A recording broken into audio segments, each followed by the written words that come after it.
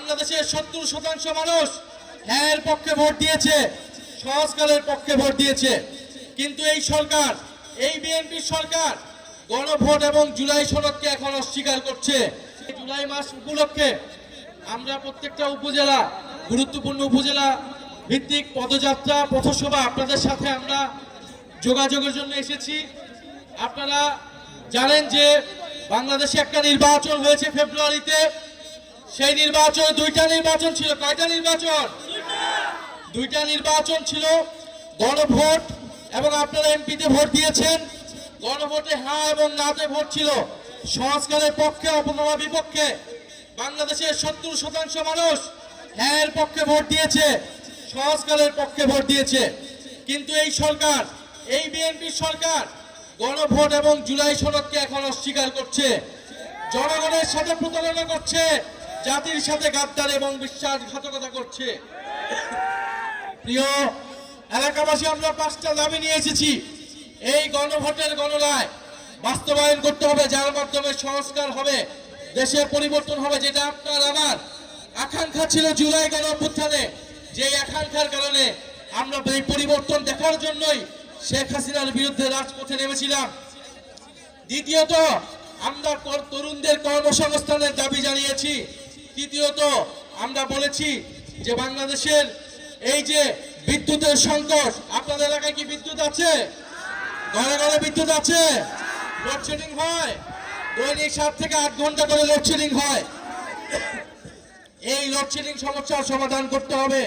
এই সরকার কমিটমেন্ট দিয়েছিল, প্রতিশ্রুতি দিয়েছিল তারা বিদ্যুতের সমস্যার সমাধান করবে, কিন্তু এই যে বাজেট দিয়েছে, এই বাজেটে আমরা এমন কিছু দেখি নাই তারা বিদ্যুতের সমস্যার সমাধান করতে হবে। ফলে অবশ্যই ঘরে ঘরে বিদ্যুৎ দিতে হবে এবং দ্রব্যমূল্যের নিয়ন্ত্রণ করতে হবে, মানুষের নিয়ন্ত্রণে অধীন আনতে হবে। এছাড়া দেশে, সারা দেশে আইন শৃঙ্খলার বেহাল দশা। আপনারা জানেন যে কয়েকদিন আগে সংসদে স্বরাষ্ট্রমন্ত্রীকে তার নিজের দলের এমপি বলেছিলেন মাদক কারবারির সুতিকাগার হচ্ছে সেই কক্সবাজার থেকে। স্বরাষ্ট্রমন্ত্রী তার নিজের এলাকায় মাদক বন্ধ করতে পারে না, সে সারা দেশের মাদক কিভাবে বন্ধ করবে? সে সারা দেশের আইন শৃঙ্খলা কিভাবে ঠিক করবে? ফলে এই যে কালীগঞ্জে মাদক কারবারি আছে কি নাই? আছে। প্রত্যেকটা জেলা উপজেলায় মাদক কারবারি দিয়ে ভরপুর হয়েছে।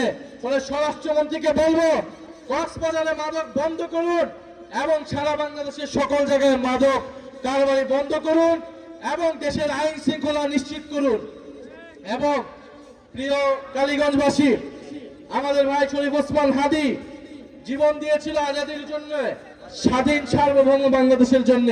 কিন্তু আমরা দেখছি সীমান্তে সাধারণ বাংলাদেশিদেরকে হত্যা করছে বিএসএফ খনি বাহিনী।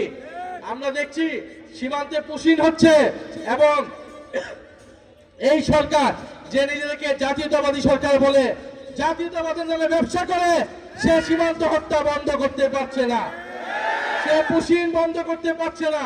ফলে আমরা বলবো সীমান্ত হত্যা বন্ধ করুন, জাতীয়তাবাদের নামে ব্যবসা বন্ধ করুন এবং বাংলাদেশের সীমান্তকে সুরক্ষা দিন।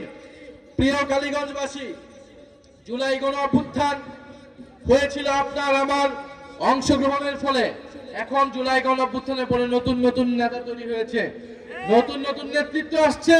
শিলং থেকে, লন্ডন থেকে নেতৃত্ব দেওয়া হয়েছিল নাকি জুলাই গণঅভ্যুত্থান। ফলে ভালো আপনারা নেতৃত্ব দিয়েছেন, আপনারা এখন জুলাইয়ের আকাঙ্ক্ষা বাস্তবায়ন করুন, আপনারা জুলাই সনদ বাস্তবায়ন করুন, আপনারা সংস্কার বাস্তবায়ন করুন। যদি জুলাই সনদ বাস্তবায়ন করতে না পারেন, যদি বিচার করতে না পারেন, তাহলে জুলাইয়ের নেতৃত্বের দাবিদার এ কথাটি ভুলেও মুখে আনবেন না।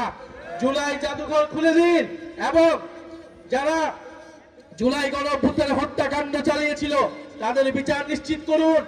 আপনারা যে বিভিন্ন জেলায় উপজেলায় মামলা বাণিজ্য করেছেন, নিরীহ মানুষের নামে মামলা দিয়ে আপনারা দুর্নীতি এবং লুটপাট করেছেন, সেই হয়রানি থেকে মানুষকে মুক্ত দিয়ে যারা প্রকৃত অপরাধী তাদেরকে গ্রেফতার করে বিচারের আওতায় আনুন এবং কালীগঞ্জের এলাকার মানুষের যে সাধারণ মানুষের যে সমস্যা আছে সেই সমস্যা নিরসন করুন। আপনাদের এই এলাকারই সন্তান এম সোহেব আমাদের জাতীয় নাগরিক পার্টির অন্যতম কেন্দ্রীয় নেতা এবং দীর্ঘ সময় ধরে ছাত্র আন্দোলন করেছেন। ইনি কালীগঞ্জ মানুষের সমস্যার সমাধানের জন্য এই এলাকা থেকে আপনাদের জনপ্রতিনিধি হতে চায়, আপনারা তাকে সহায়তা করুন।